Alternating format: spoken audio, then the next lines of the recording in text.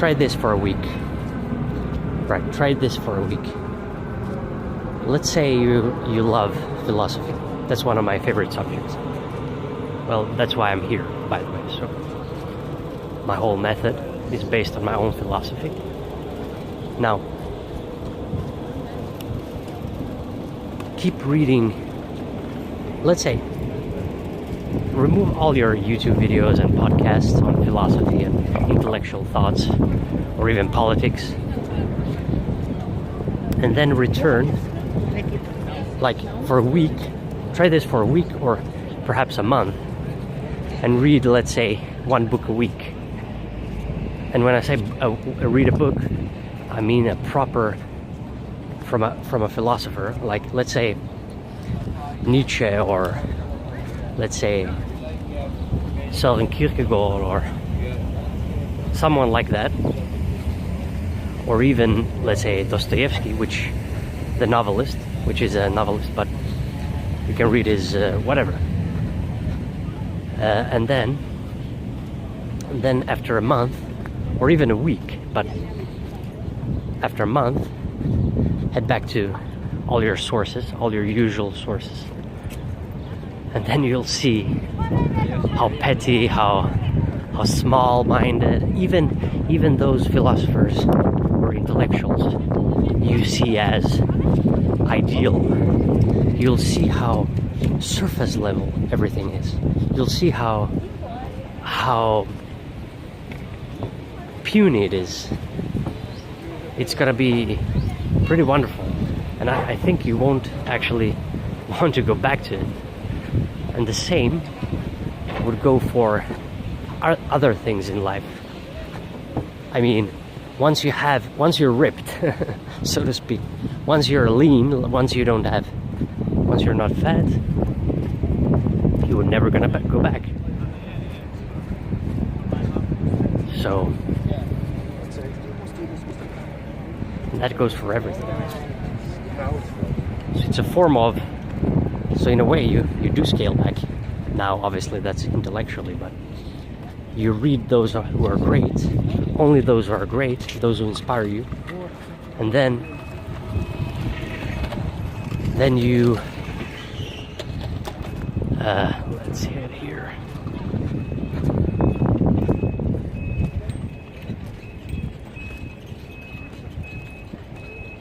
You follow those who are great, and that's it. You don't need a billion sources. Everyone is going to confuse you, and so forth. If you follow like 1,000 influencers, or whatever we want to call them, intellectuals. Terrible here. I should shoot in a village. Anyway, so follow the greats. Follow only a few. Don't follow a billion people. You won't make sense of it, because a lot of things will become paradoxical, even within a system of a thought. So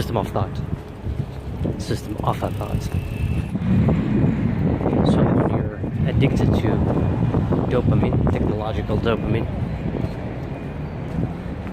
you actually reduce the self-producing dopamine in your brain. So it's actually important that you cut out most of these things, and do that as soon as you possibly can, because otherwise it will ruin your life. It's ruining many people's lives.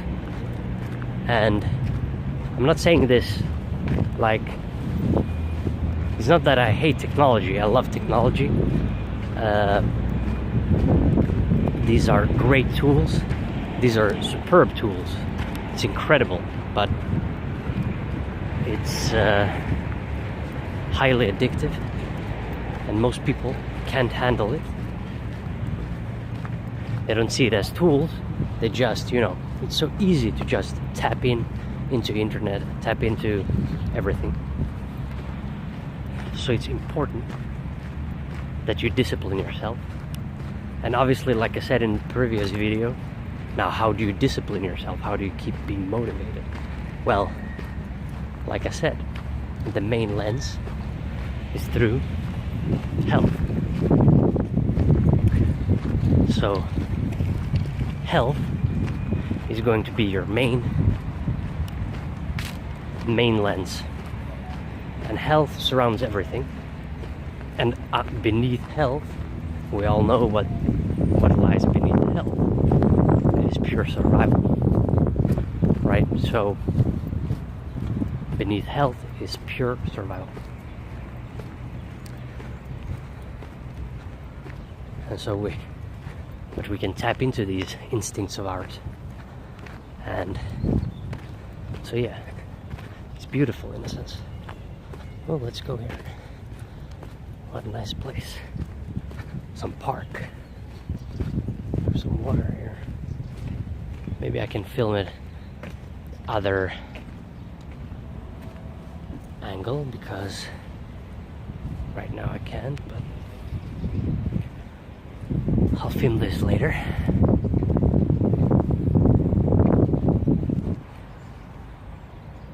As you can see, I'm in nature. I love being in nature. Gives me inspiration. Gives me a lot of inspiration. I have this in my course, information absorption. I call it information absorption, which touches upon, which I spoke of earlier when I'm speaking of information addicts. I mean, let's face it, I understand what that means. I love information. I am, or I was, an information addict. I believe most of us are information addicts today. We all want to listen to a billion podcasts, but when you do that, you create nothing. You only absorb information. You don't filtrate it. You don't analyze it. You don't have any time to analyze it at all. And even worse, you never listen to your own voice, your own instinct. So we never develop our instincts. So that's why also you shouldn't listen to like a billion podcasts. Actually, and in fact, you should cut it all out in the beginning at least. Like similarly to a diet. You cut out all the crap, and your initial mindset has to be, I will never eat all this crap ever again. And the same goes for listening to a bunch of podcasts. I will never listen to a podcast ever again. But then obviously, of course, if you somehow stumble upon a podcast, then naturally you might listen to it, but you won't do that for at least 6 months or more. So you need to do something something I've discovered recently. People call it dopamine fast, which is pretty interesting. We got to do a dopamine fast, and we got to start listening to our instincts, because otherwise you can't listen to what your higher desire is, which I spoke of in the last video. So as you can see, everything is connected. Just like in nature, everything is connected. You connect everything, all the aspects of whatever you love, you connect all of it. That's how it works. But you also discriminate. You remove things you don't like and you don't want. Naturally, you can't say yes to everything. You shouldn't say yes to everything, because then you're nothing. There is no way to define who you are if you say yes to everything. You're not everything. You shouldn't be everything. But you should keep whatever you find is you to the core. That's why it's called the Core Method diet, or the Core Method in general. The Core Method philosophy, because it gets to the core of who we are. But now obviously we're not all the same. So the core is not going to be universal. in the details. Now some stuff will be universal, I believe, like health, for example, like survival, but the details on how to survive, that will differ. But the fact that we all want to survive deep down, that speaks of a universality.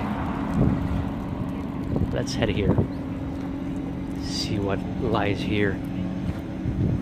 All right, so yeah, all these things are universal and yet personal, which I love. You get like both worlds.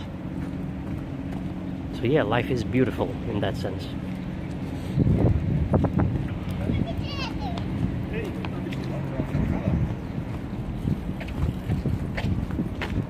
Life is beautiful in that sense. In a lot of ways, obviously, but it's also cruel in a lot of ways. So it's important you work on yourself.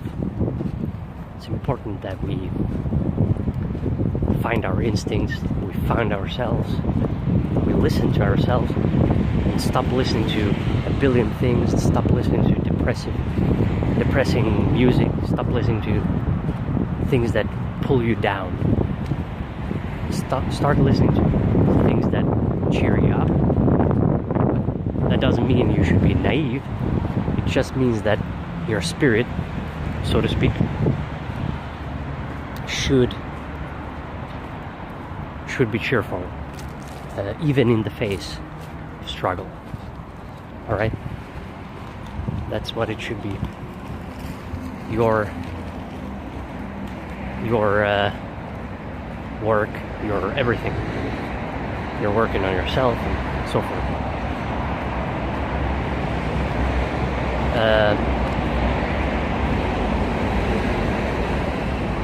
The struggle. Alright, let's head to the beach again. That's another principle of mine.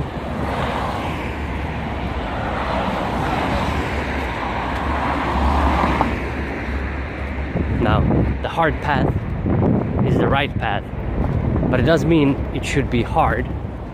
In some sense, it should be joyous. If you enjoy the path, even if it's hard, you will love it, you know? So that's why you need to find stuff that can work in the long term that I spoke of yesterday. For example, you have to find your diet that works in the long term. You have to find things you love to do. You need to find some work that you would love to do. It doesn't have to be a hobby, but you still have to enjoy doing it in the long term. Otherwise, everything is just meaningless. But you also have to have a direction, a purpose. A purpose has a direction, by definition.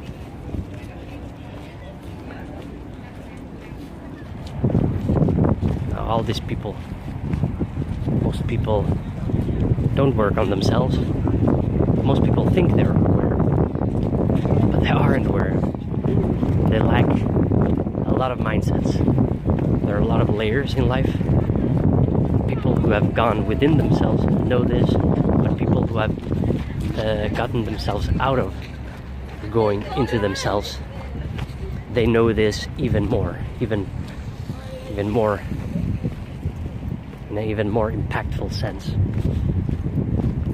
But so yeah, like people running their butts off, as they say. But why? Why are you running? It's like you'll just destroy your knees. Don't just run unless you're a marathon runner that wants to win an Olympic medal. Yes, then run. And if you're naturally inclined to. Otherwise, find another strength of yours that you can benefit of, that you can survive on. Alright? Don't just run like a madman, but do exercise, of course. Everyone everyone needs to exercise. Our bodies are made to exercise, to move all day long. It's not meant to sit still. It's not meant to be in an office. It's meant to just walk and run. Well, in short bursts, run. We're not supposed to jog, really, but I mean, obviously, in some moments, but well, there are many cultures. There is a marathon culture, but you know, those people also have the genetics for it because they had some natural pressure for that. So all of us are different. That's why the diet, you need to find your diet, because you know there are many factors here at work. So I mean, one certain food may be really truly inflammatory for me, but might be beneficial for you, or at least acceptable. But the core of a diet, which I have in my course, explains a pretty universal diet that I believe basically everyone could adopt. I've never walked this far. I wonder if I'm heading towards a different city. But who cares? Alright, so it's beautiful, but it's windy. It's, for a filmmaker, this would be a nightmare.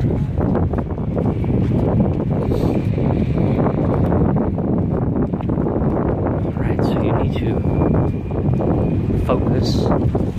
You need to focus on your life every day. You need to work on every aspect of your life. You need to work on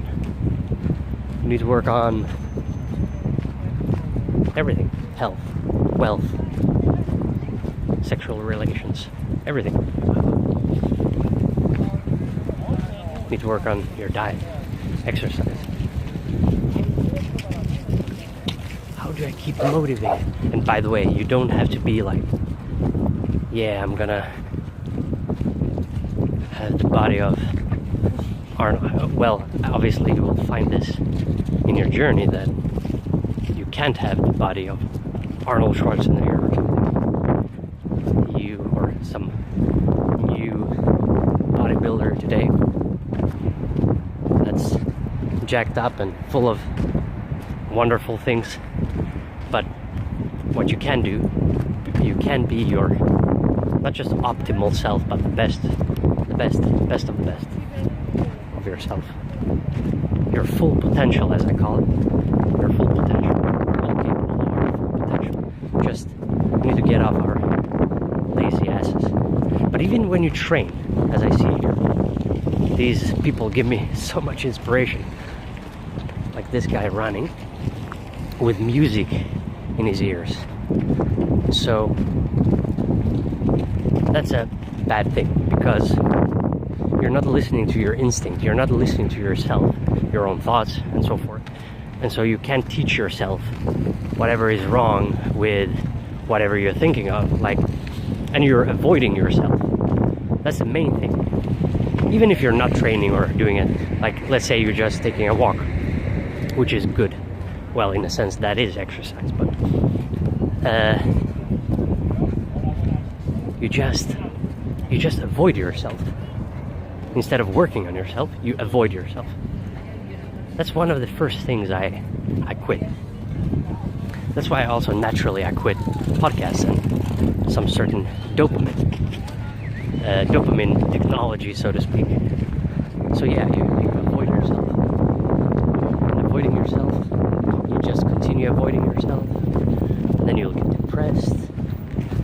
Then you'll, just accumulates. Everything accumulates. Like I said yesterday, all the good things will accumulate. Well, all the bad things also accumulate. So that's why you need to start building. And then eventually just get better.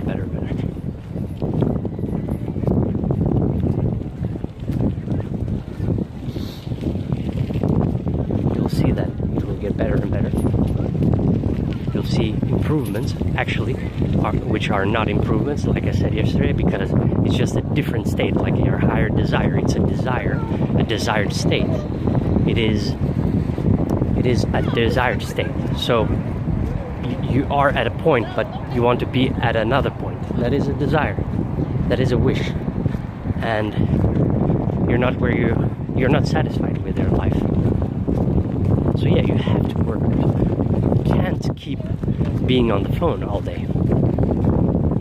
Especially if you listen to stuff that is just, it's not even information. It's not even good information. It's not even a good source. It's like just bullshit. You just listen to some bullshit. Not giving you anything. It should at least give you something for your brain to eat. But do what I said earlier.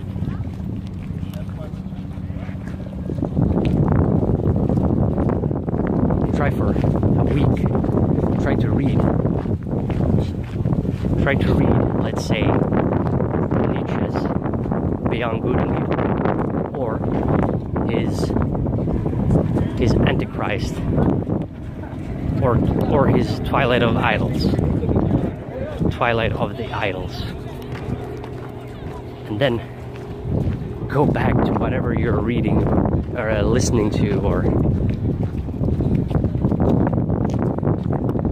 reading articles and stuff, blogs, or if it's something else, I mean, it could be something completely different. I'm just speaking from experience. I think I should head back. Alright, identity. Don't attach things. Don't make things your identity. Even if you are a podcaster or a YouTuber, or even if you're an entrepreneur, or do you think Steve Jobs was thinking, I'm an entrepreneur? I don't think so. I don't think even athletes think of themselves as athletes. I think they just enjoy what they're doing.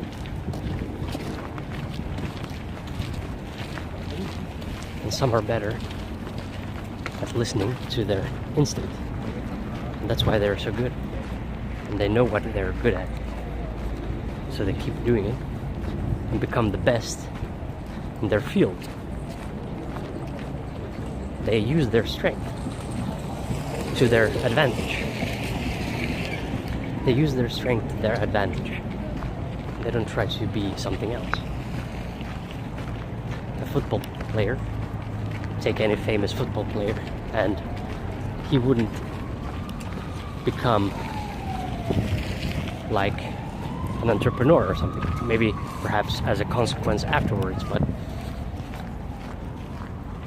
well, many of them screw that up as well. So as you can see, they're not talented in everything.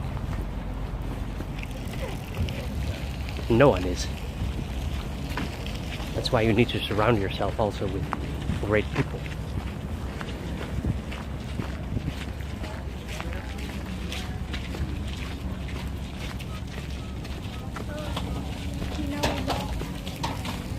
Strange things. You see strange things as you walk outside, which gives you inspiration. Gives you a lot of inspiration. And even if you don't know what you want, you now know what you don't want. You don't want to look like that, or you don't want to run like that, or you don't want to have that posture, or you don't want to work with that, or you don't want to see that. But do not attach all these things to your identity, because that will make everything much, much harder. Let's say you're a smoker or a coffee addict, or actually in the beginning, you need, like, let's speak of coffee addicts. They usually brag about their coffee addiction. It's like, oh, I love coffee. It's I drink like 50 cups of coffee every morning. Actually, there was one. There was an author, or author, I believe. Who was that? Balzac or something. I can't remember. But he drank like 50 cups of coffee. Now, these athletes, extreme people, or let's say even high achievers, usually they have some weird thing that makes them great in some sense. For example, Nietzsche, he ate a ton of fruit and meat. So he ate some meat, and then he ate a ton of fruit. Actually, I have a very similar diet. I eat a bunch of fruit, but I actually shouldn't. Well, I should, because it works for me. But there's always some way to improve something. You can always improve something. And as long as you have all your organs in you, you can always heal anything. So that's fasting. Dopamine fasting is, that's nothing. Try to dry fast for 3 days or more. I did that to round off the year. So I'm actually coming off of a dry fast. But this time it didn't actually feel anything special. Well, because I've done it before, so.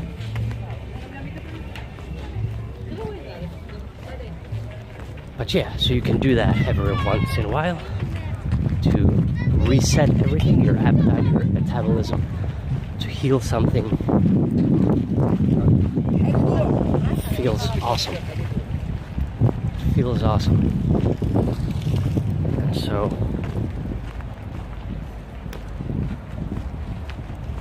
so yeah, you can work on that as well if you want to. That's part of the diet. It's part of my core diet, core method diet.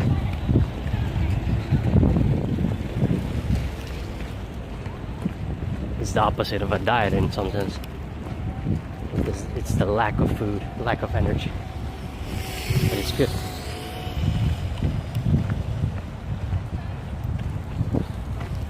It's good. It's all good.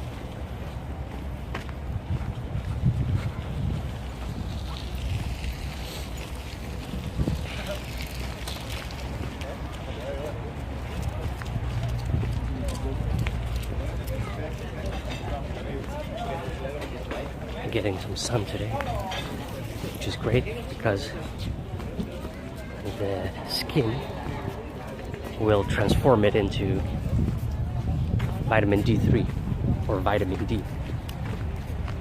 Actually, the cholesterol, there's a certain cholesterol in your skin or beneath that will turn into vitamin D when you're exposed to the sun, when you get sun exposure. That's why it's so important. But it's important to do it gradually. It's terrible to just,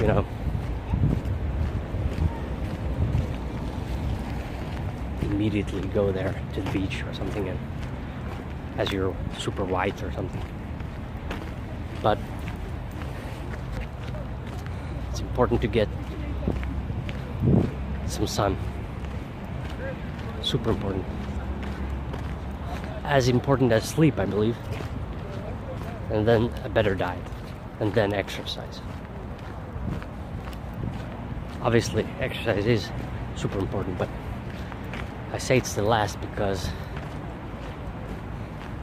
the other two will make the exercise terrible. Alright, so if you have any troubles with this yourself, then you can send me an email and we'll set something up. And have a good day.